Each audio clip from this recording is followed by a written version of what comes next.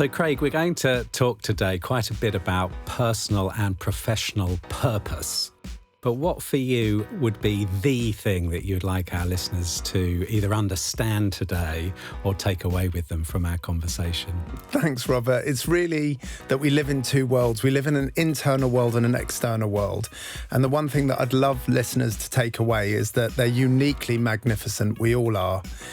And that it's really understanding our lack of judgment of ourselves and the world around us in the way that we need to live that's most important.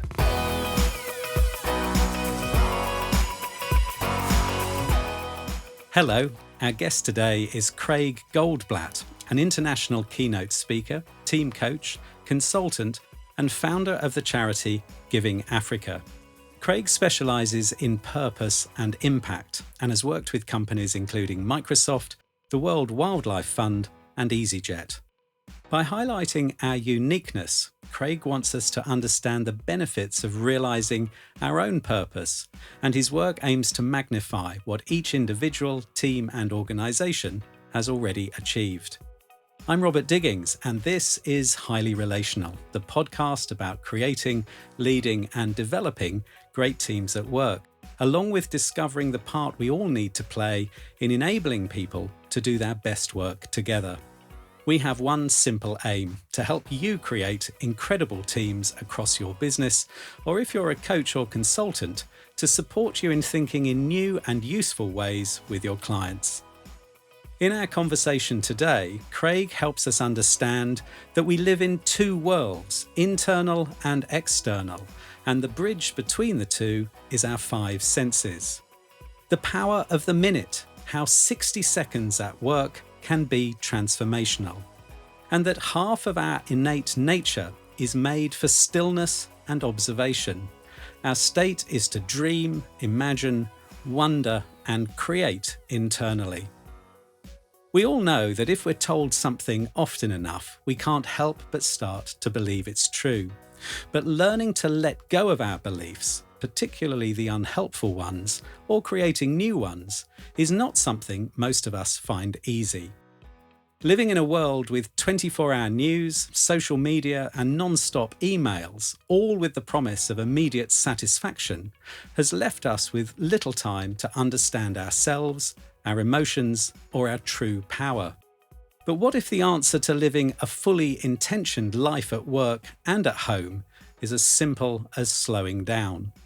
For Craig, purpose, beliefs, and values are at the heart of what frees us to be our magnificent selves. I began our conversation by asking him why the 24-hour society we now live in has affected us so much in comparison to previous generations. In our grandparents' generation, people had more time, they had more space, they had more opportunity for introspection and to know their neighbour. And nowadays, our brains are so malleable to the external stimulus, the media stimulus that we're experiencing, and the outside world from our sensory perspective is so fast that we're constantly now, as you say, in a 24-hour environment that is overloading our brains to such an effect that we start to forget where we came from, and our gifts, our talents, our true identity is lost in us just trying to keep up. And so what we need to do, as far as I'm concerned, is to be able to observe much more, to meditate, to breathe and step back, to be able to realise that our gifts, our talents, our power is internal and not external. We will be talking about all of those things in our conversation, but what do you see as the real issue or the downside or the unintended consequences of our immersion in this kind of 24-hour media onslaught, information onslaught almost? I mean, and it's not just in our personal lives, is it? It's at work as well, with numerous communication platforms, and for most businesses, a complete overwhelm of email. It's our mental well-being. That's the biggest challenge here, is that our brains are immensely malleable, and we're letting in information that is toxic, that is trauma-inducing even, particularly for kids, and that's the biggest challenge. that I don't know how many times there's all sorts of figures banded around as to how much we're sold to, or, on TikTok and all these different platforms, we're creating a toxic environment internally. Yeah. And so this stepping back and slowing down, the call for that you're asking for is not because those things don't add value, because of course this podcast itself is part of that. So the platforms are amazing. Yeah. But it's the lack of space that we give ourselves. Yes, absolutely. So I love to look at it in this way, that when you look at the words human being, human is form, it's physiological structure, it's movement, and being is stillness. So half of us, in our innate nature, we're 200,000 years old, or maybe Homo sapiens and more. We came to this world with genetics that at least half of us, our bodies, are made for stillness and observation and breath, and to be able to observe the world and sit still, and to grow by understanding the world around us and taking time to be able to reflect. And that's our physical bodies, that's our state, is to observe and sit and breathe and think and wonder and dream and imagine and create internally. That's who we are. And we're only living with one half of ourselves at the very most now, because we're pulled away from our opportunity to sit quietly. And is all of that for you as relevant to our working lives as our, in inverted commas, home lives or personal lives? I ask the question because I can imagine that there may be people listening to this who go, yes, I agree, but that's all for people, for us to do at home. And at work, it's actually all about manipulating information and working together and productivity and getting stuff done. When you see 8 billion people on the planet, we all share one thing. We share many things, but we share one major thing from a purposeful perspective within our careers. And that is, we all share the same emotional needs that we need to meet. We all have to feel certain and safe to a degree. We all have to feel excited and have a sense of variety. We all have to feel significant and worthwhile and important and connect deeply to the people around us and build relationships at work. We all have to feel that we have the opportunity to grow ourselves and contribute to others. That's shared. Those emotional needs are shared by everybody on the planet. And so the reason that we hopefully are building our careers is to be able to serve, to be able to grow and support people to live a richer existence. And that's what our careers and work, otherwise what's work for? If it's not to improve the quality of our society and the world at large, what are we all working for? And so to me, it's just as important that we take the time and space and the sense of observation at work as it is in our home lives, because that's the very purpose of me and you in our work looking to help people, is to allow them to be richer internally. There's only one thing I believe that human beings really care about, and that's how we feel. Whether we're in the world of sport, whether we're at work, whether we're at home, whether we're in church, whether we're in a reading club, that's what we're all about, is an opportunity to be able to collaborate, connect, and to be able to contribute. Two things occur to me. One is I'm really noticing how at times when you're connecting, and I'm doing it now, when you're connecting to what really matters to you and you're to find the words in our conversation, you close your eyes. Yes. Which is a kind of going inwards. And I want to explore with you this fascinating kind of, I don't know whether it's a real kind of line that's drawn between our internal and external experience, but it appears that there are two things going on in our experience. One is inside us and one is outside. Whether that's the truth of the matter, I don't actually know, but let's explore that a bit. The other thing that's immediately obvious to me, the way I interpret what you're saying, is you're calling for humanity in the workplace. I'd like to explore both of those things. Let's start with that second thing. What are you experiencing as the appetite now for big corporates, and SMEs and smaller organisations, to change the way they function in order to allow people to be human beings and have those two things that you've highlighted around human and being? Their appetite, I think, is enormous now. And that's the balance with technology and the world in which we live, is that the awareness of what's needed is absolutely there. And much as we've got all this overstimulating environments and toxic environments around the world that we've always had, and it's sped up at such a rate of knots, the good side of this is it's the level at which large corporate organizations now understand our need for introspection and for rapport and a connection with our fellow colleagues and an understanding of our mental, emotionally, spiritual, psychological, physical, financial well-being, all of it. Organizations now understand that with the pressure that human beings are under within organizations, they need to help all of their teams to be able to be well. And they understand that we're in a health crisis in a corporate environment right now. The burnout is bigger, I believe, than it's ever been.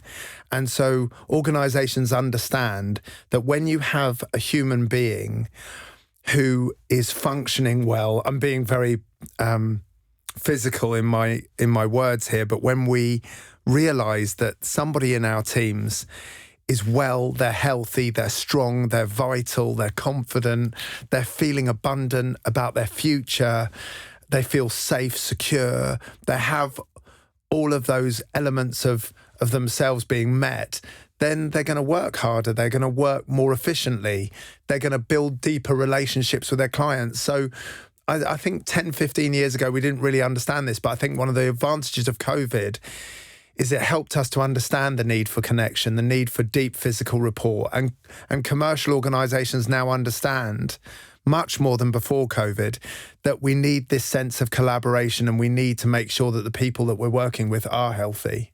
And it's through those more spaciousness, more reflective time. Yes. Greater space between the meetings. Yes.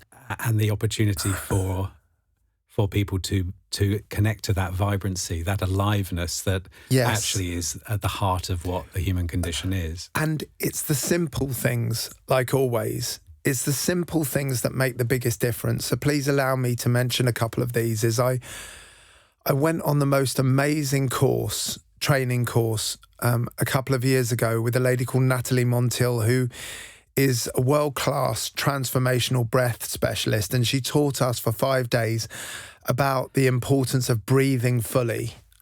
And it's the simplest thing in the world, isn't it, breathing? And yet I've learned to breathe really badly over my life. The biggest weakness inside my body is my lungs. And I've had pneumonia before, and I've now realized the importance of breath. Breath is life. Breath feeds us with chemistry that allows us to think better. And so it's the simple things in organizations, not complicated. Help your people to breathe better. Help them to be able to move better. Help them to be able to observe better and eat and drink better. It's what Mum taught us when we were kids. I mean, it's fascinating you talk about breath. We're all breathing, and do we really need to pay attention to breath? Given what your whole, the ethos of your work and what you're attempting to bring to the corporate party, breathing is perhaps the place to start, isn't it? Human beings have apparently over 30 trillion cells in their body. Each one has subatomic particles in each cell, packets of energy that allow us to be able to stay well and vital. And our body, our home, as the Dalai Lama calls it, our bodies are more complex than we can ever fathom. And yet what they need is sometimes relatively simple. And what this allows us to do is to stay at our best. And what leads us to be able to have a high quality career and a healthy relationship with the teams around us is to have a deep and authentic intention for ourselves and our family, friends, and the people that we work with. So where to start in this complex world, internally and externally, is in one place, I believe, which is, what is our intention? What's our emotional legacy?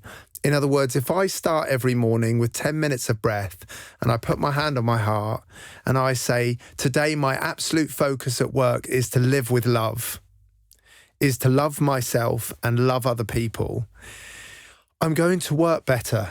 I mean, it's that simple, that if my focus is, it might be tough love. I might be able to, give people love in a wonderful way, or I might have to fire somebody or whatever it is that I do. But when I have the intention of helping and loving that person, I'm going to work better. And that comes from 6, 9, 12 months of breathing well, eating well, drinking well, moving well, and reading well. Gandhi said this, our behaviour turns into our purpose. If we spend some time in daily practice, then when we get into work and our intention is strong and pure and direct, in that we want to create love and joy for people, that's got to help our cells in our body to be able to produce results externally. It's lovely the way you connect to... I can see the depth at which in you this is coming from. And I said earlier about noticing that you close your eyes at times to find the intention in what you're wanting to express here. Yes. So let's explore this other idea that I know is key to your work, which is the drawing attention to the fact that there is an external world and an internal world. And the importance, perhaps, I don't want to put words into your mouth, but you tell me whether this is, whether I'm on the money here, that your work is as much about helping people come back to their internal experience as it is to focusing on what's happening externally. Yes. So unpack that a bit for us, because the internal world is huge, but most of us, it's a universe as big as the external world, but it doesn't in our Western society. You mentioned Gandhi, so there are societies where the internal experience is given a great deal of credibility and attention. But in the Western world, we have lost. We've lost a focus on the internal experience that we're all having, haven't we? And if I can go back to where this all came from very quickly for me, my mum passed away 30 years ago. My mum was a Nichiren Buddhist, and she used to meditate up to 4 or 5 hours a day. And I watched Mum, this is the power of it, when she unfortunately had cancer, Mum's physical body was shutting down, but her spiritual wealth, her light, her energy for what she wanted to give to the outside world was growing because of her sense of meditation. And so, yes, to me, we live in two worlds, an internal and external world. And the bridge between the two in NLP, which is the language or the science that I studied at the beginning of my career called neuro-linguistic programming, that helped me to understand that the bridge between the internal and the external world is what we call sensory acuity. And what that means is the bridge that we walk over between the inside and the outside world is our 5 senses. What we see, hear, feel, taste, and smell. And so the first thing to do is to be an observer. That's step 1, is to realize that we don't need to act straight away. We hopefully have a long life. Is to just observe and to sit on the edge of our minds and to just observe if a thought comes from the outside world and it's not very nice, for us to know that that thought isn't truly us. It's come from a stimulus outside of ourselves. And like Eckhart Tolle said, he said, isn't it wonderful to know that the voice in our head isn't truly me? And so who am I? And I'm the observer.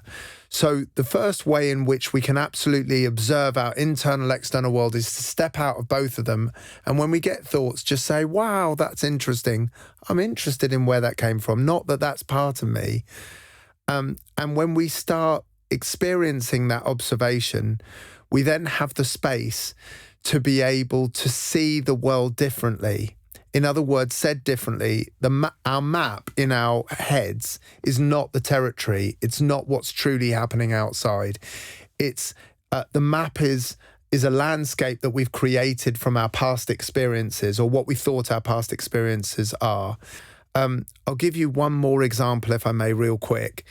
There's an amazing man who's passed away now called Viktor Frankl, and I'm sure you've heard of him. He was an eminent psychiatrist, I believe, at the end of the 1930s, was captured by the Nazis and taken to the death camps for 4 years before he was liberated after the Second World War and spent his life after the war, spending decades talking about how we can have a sense of purpose no matter what a toxic environment and trauma that we go through. And he went through arguably the worst trauma imaginable in the last century. And Viktor Frankl said something very interesting about this bridge between the internal and external world. He said, between stimulus and response, there's a space. So we get the stimulus from the outside world, and before we respond, if we get a rubbish email or somebody shouting and screaming at us at work, if we take the space, so we get that horrible stimulus, and then we sit with it for a minute or an hour or a week or a month before we respond, and breathe through that space. Between stimulus and response is a space. In that space allows our opportunity to choose our response to the outside world. In our response lies our growth and our freedom, he said. And so what he's talking about is if a German guard was torturing him, he used to say to himself, the real me is my soul, my integrity, and you can't find that. I own that no matter what you do to my physical structure. And so he used to say, I'm going to sit in this space and know there's a deeper meaning for my life. And so it's taking enough space to know that you're in control of your feelings inside. As much as we can be, we're in control of our integrity, we're in control of our heart and our soul, and we're in control of our feelings. And we can select the thoughts that are valuable to us, and our thoughts are not ourselves. They come from the outside. I love the fact that you've brought Viktor Frankl's work to this conversation and to this second series. In my conversation with Joel in series 1, he also mentioned Frankl, and if you're not familiar with Viktor Frankl's work, the book to get is Man's Search for Meaning, and it's an extraordinary. It is an extraordinary read, and there's great value in the learnings that Frankl stumbled upon through horrendous experience, personal experience that he had. There's very complex structures that I'm still, after 20 years of studying this work, trying to understand. And my dad said to me once, the more that we know, the more that we realise we don't know. Is the more knowledge and wisdom that we had, the deeper we go, the more we understand the complexity of the world. And I think it's really important, if I can, to keep things really simple.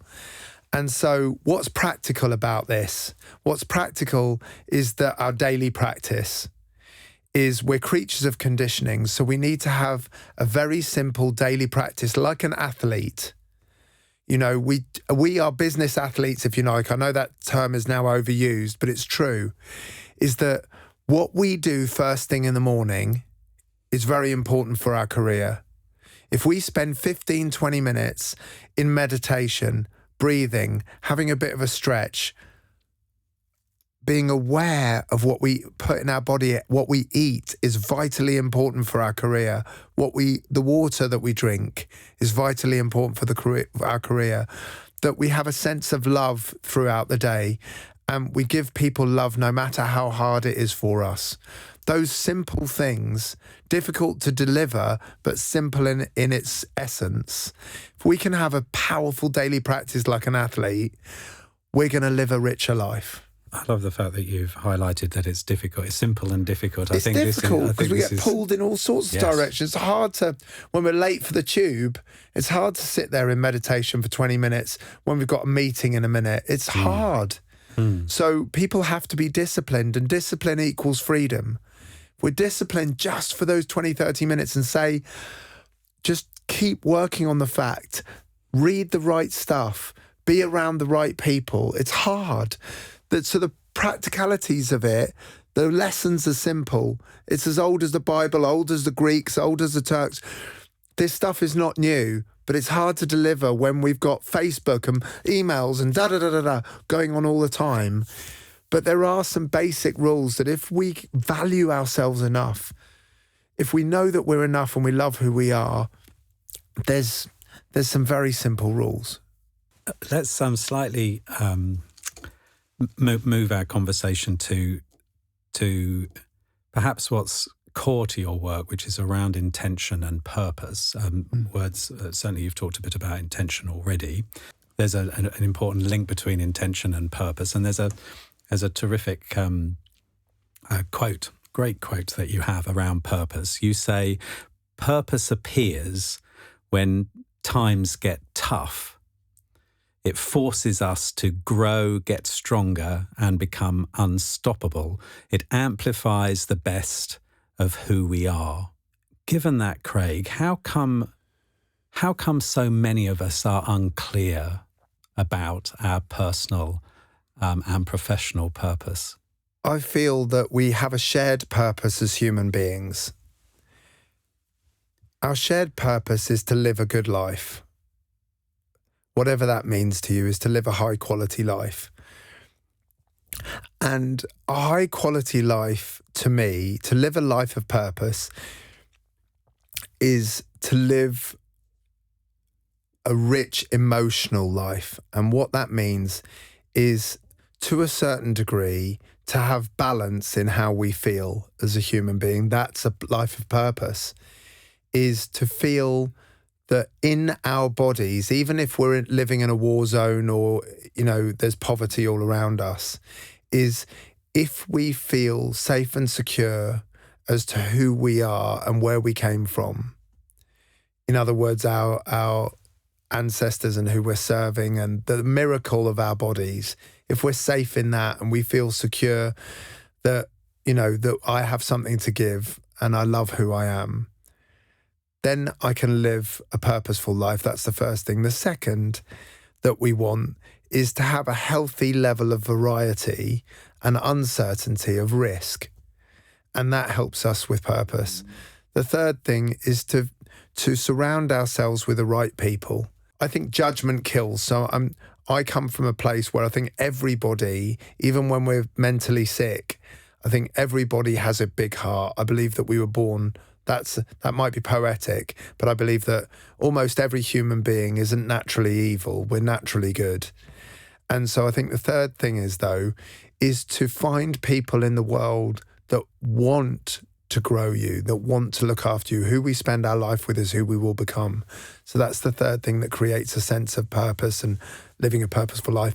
And the fourth thing is our sense of intimacy, is even when people are harsh and rash with us, is to give them love, is to hug and hold people and be compassionate towards people.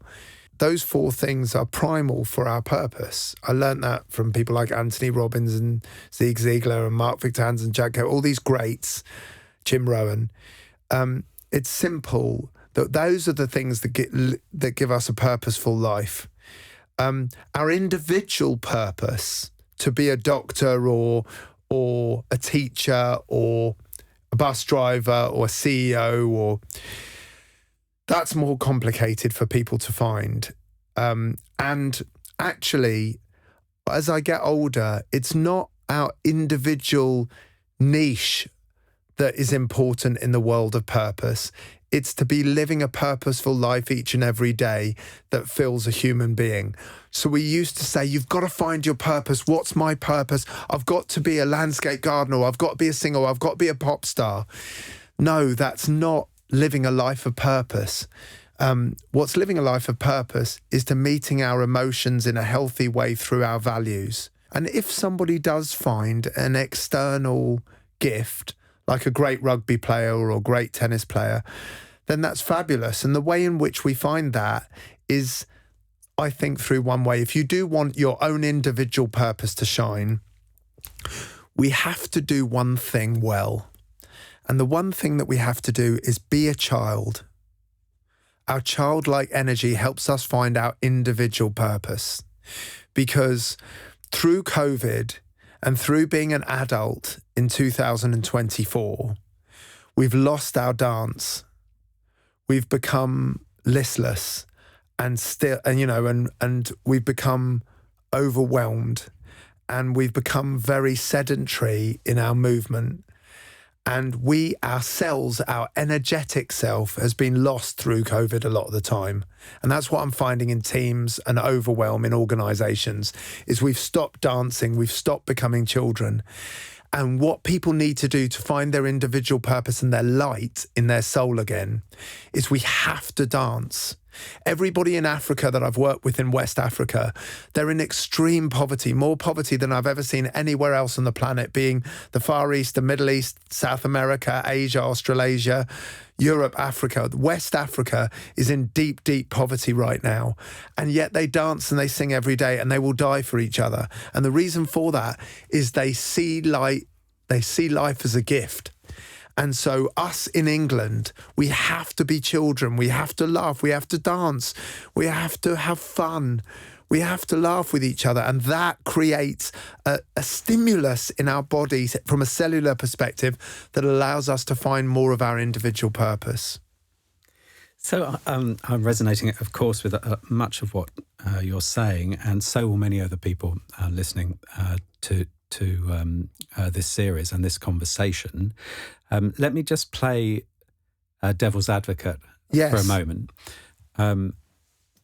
If this were a consumer podcast about well-being and human potential and spirituality, maybe, many, if not all of the things that you've said would sit perfectly. It would be like, yes, we can meditate. We can go for walks in forests. Yes. We can sit we can be alone and be with our own process and pay attention to how we feel, the sensations happening in our body, and what we're noticing in the world around us through our senses, as you said earlier. There's a real understanding, and of course, a lot of people spending a lot of time in their free time doing these things. Yes.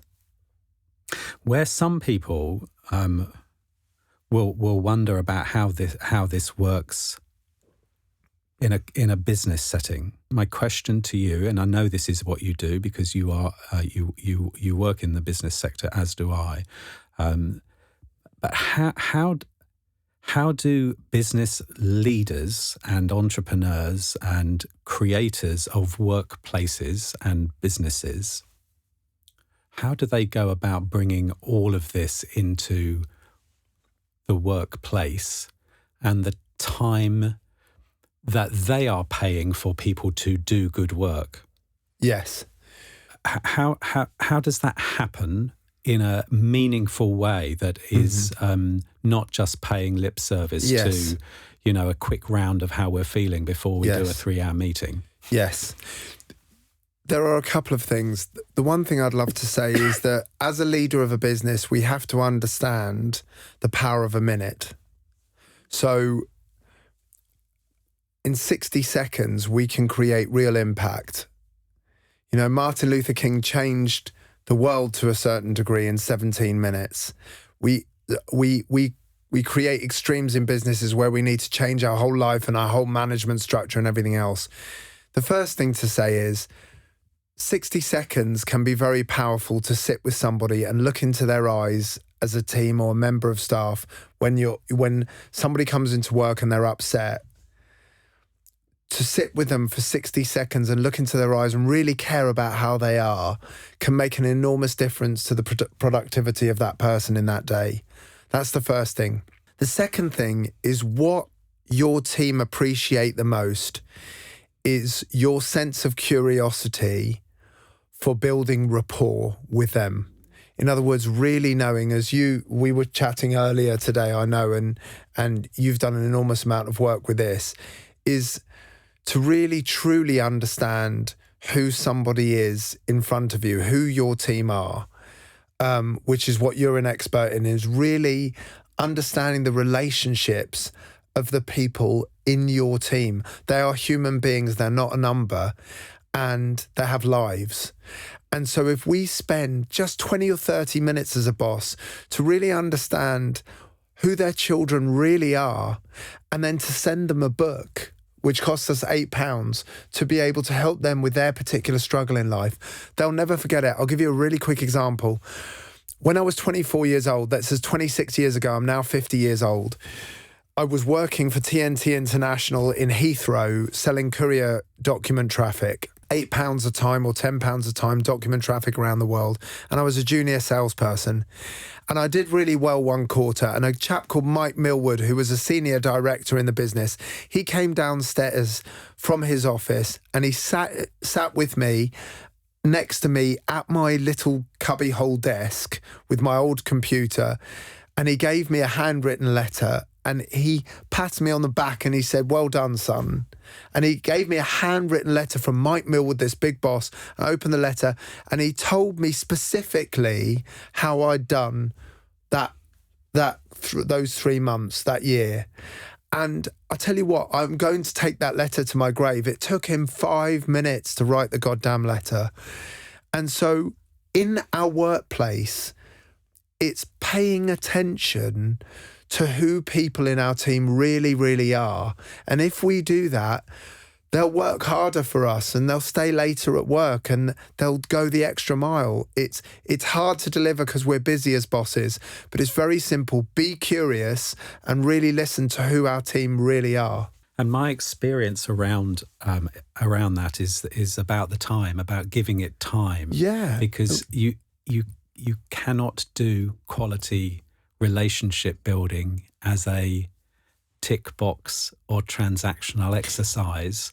It can only be done by providing the space and the context in which it's possible for people to speak their truth.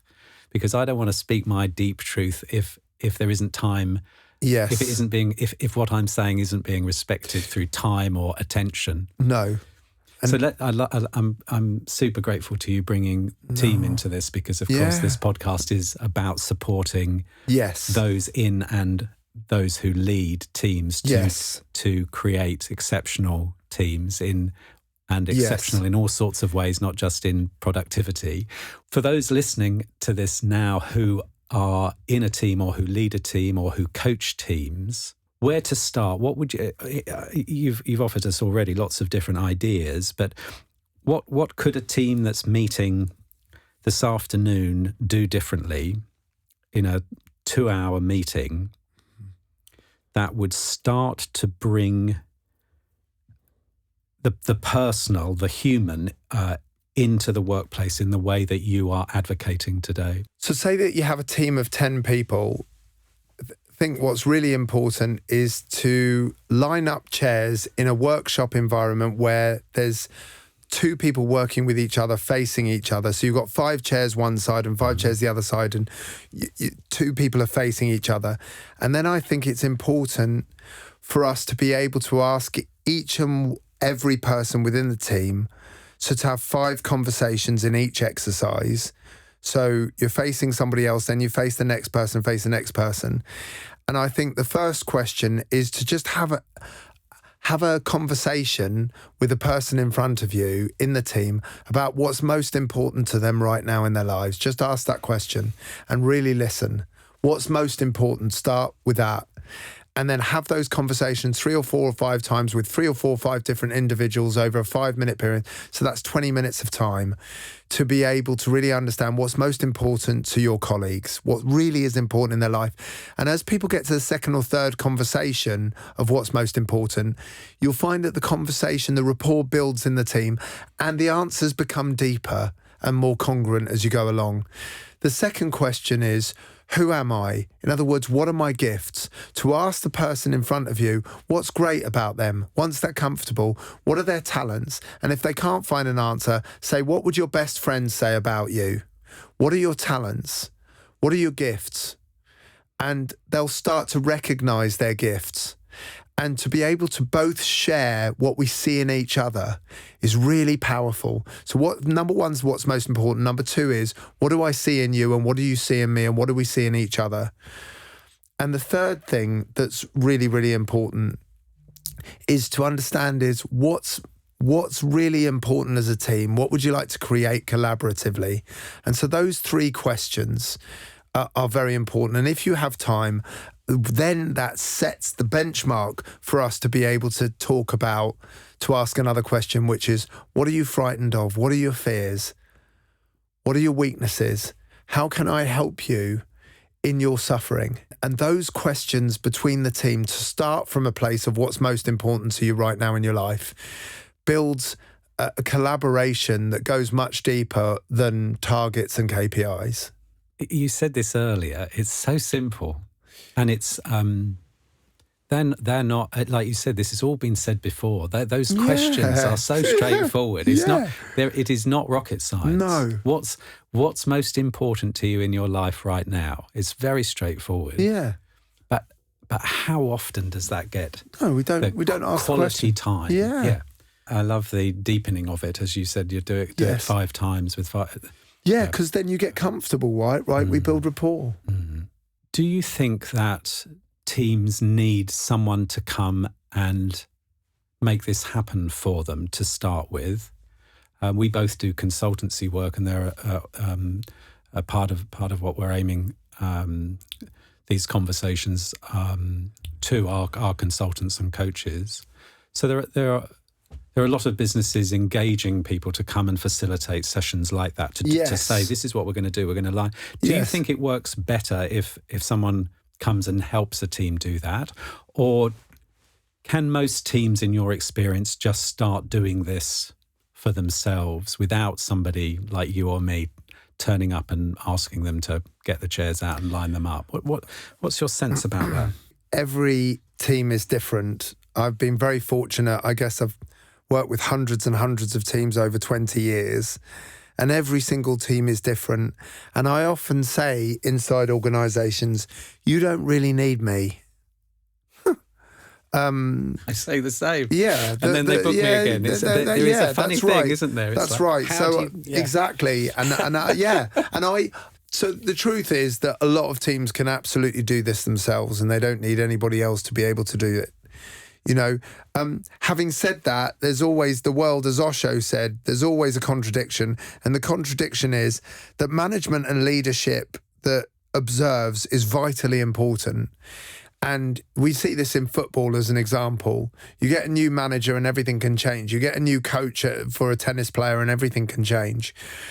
And so to have somebody external or somebody else from a different department within the same organisation to be able to lead and guide these sessions can be enormously valuable. So it's about working out the culture of the organisation and what the team feel that they need. And so some teams work much better without anybody else in the room, and some teams work wonderfully well with both, and some teams only work well when they have external stimulus. You have to work out what's right for you, but I think there's no harm in having people within your organisation to be able to bring in external resource to be able to explore it. But I think our resources are inside our bodies, they're ours, and we have more resources inside us than we can ever fathom. It's about untapping it, and it's about being kind on ourselves and recognising our inspirational talent. And so all of these things, look, we put a man on the moon, and what we're doing in the world physically and from a behavioural perspective is off the scale, more than we could ever have dreamt of. We're living better than the kings and queens of England, all of us, 100 years ago.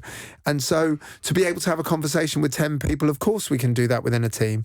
Is it most productive? We have to work that out for ourselves. Lovely. We are almost out of time, Craig. I have really enjoyed our conversation. Thank you, me too. You've talked in the last 5 or 10 minutes about what teams can do for themselves. Yes. Let's come back to the individual.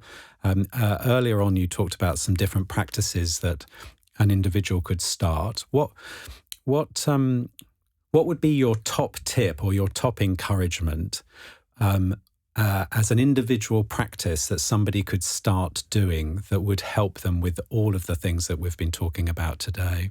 To meditate. Yeah. Say more about how that could happen, because there are obviously thousands of different forms of meditation. So what might that look like to start with for someone who perhaps has never meditated before? Where would they start, Craig? So to sit still in a comfortable environment, if you have one, and to put your feet flat on the floor and sit comfortably with your back straight, and to close your eyes and to breathe in through your nose and out through your nose. And to be able to just focus on your breath, nothing else. And if thoughts come to you, just say thank you to those thoughts and just breathe. And then at the end of the practice, providing it feels appropriate to do so, just put your hand on your heart for 3 or 4 minutes, which is a long time, but put your hand on your heart for a few minutes and just to talk to your heart and say, who am I going to be today? And if you do that over a period of time, that's an amazing place to start. Craig, it's been a great pleasure. Thank you. Thank you. I've really enjoyed it. I'm glad. Thank you for taking the time to come. Pleasure. And talk to us It's been today. great. Thank you very much.